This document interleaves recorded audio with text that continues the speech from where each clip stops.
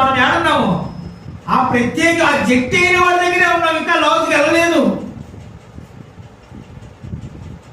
రహస్యమందున్న నీ తండ్రితో నీ అనుభవం ఎలా ఉందో ఆ అనుభవమే బహిరంగంగా బయలుపరచబడుతుంది ఒకనాడు.